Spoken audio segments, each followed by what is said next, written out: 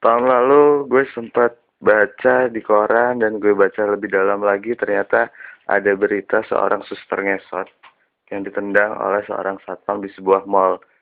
Dan gue kaget banget waktu itu, kenapa semakin hari semakin sebegitu tidak berharganya hantu di Indonesia. Mungkin ini adalah salah satu dampak di mana banyak banget tontonan atau film-film Indonesia yang selalu memarjinalkan hantu, men. Ada film misteri judulnya Suster Keramas, gue nggak ngerti. Mungkin ini adalah salah satu hantu spesies baru di Indonesia yang mati dalam keadaan keramas.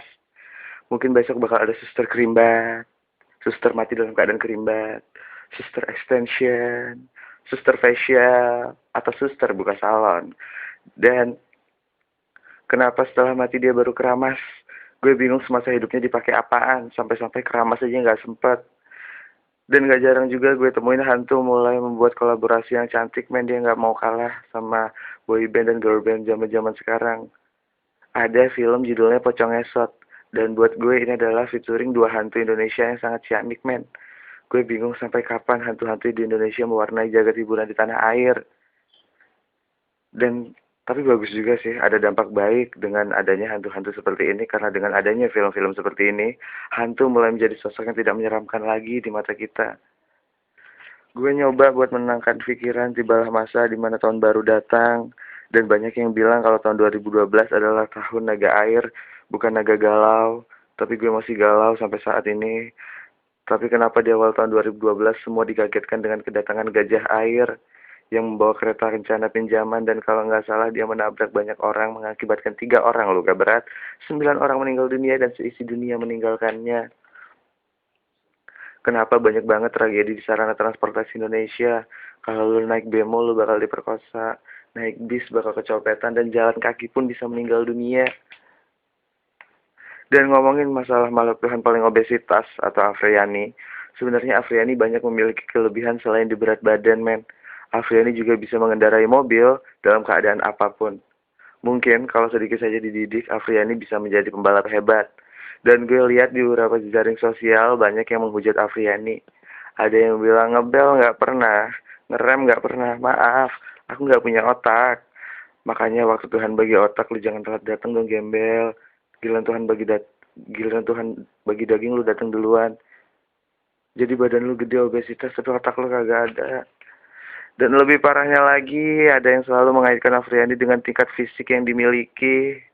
Seisi dunia pasti bisa menilai dia, men. Tapi tidak perlu sebegitunya. Kasihan juga Afriani selama 29 tahun hidup menjomblo di dunia. Bisa jadi ini berakhir selamanya. Dan ini pasti salah satu dampak yang membuat dia galau banget, men. Dan menurut Feng Shui yang gue amati, Afriani mengalami penyakit gampangan atau galau mencari pasangan. Karena menurut SKG adalah sarjana kedokteran galau, bukan sarjana kedokteran gigi. Tapi sarjana galau itu dibagi menjadi 5. Yang pertama adalah gampangan atau galau mencari pasangan. Yang kedua ganja, galau manja. Ketiga gajah yang bodinya kayak Friani, galau jahat. Garut, galau rutin. Gajian, galau ujian. Dan yang paling keren untuk anak-anak zaman sekarang adalah gadis atau galau disco. Dan setiap galauan semua memiliki arti dan penjabaran yang berbeda-beda. Dan memang gak enak banget kalau lagi galau. Gue sendiri 8 kali pacaran, 12 kali galau. Tapi gue tetap bisa move on, dan sampai sekarang gue move on walaupun gue belum punya pacar. Gue selalu move on. Karena gue yakin kegalauan identik dengan orang yang ganteng atau cantik. Dan ada peribahasa yang mengatakan tak ada ganteng yang tak galau. Semakin kita ganteng atau cantik, tingkat kegalauan yang kita alami akan semakin besar, men. Dan gue percaya itu.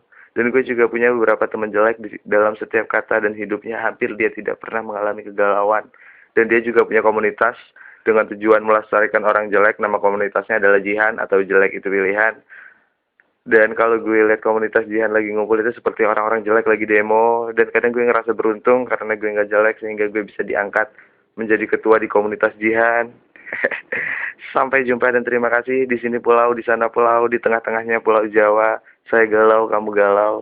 Kita semua galau, yang penting bisa ketawa. Terima kasih.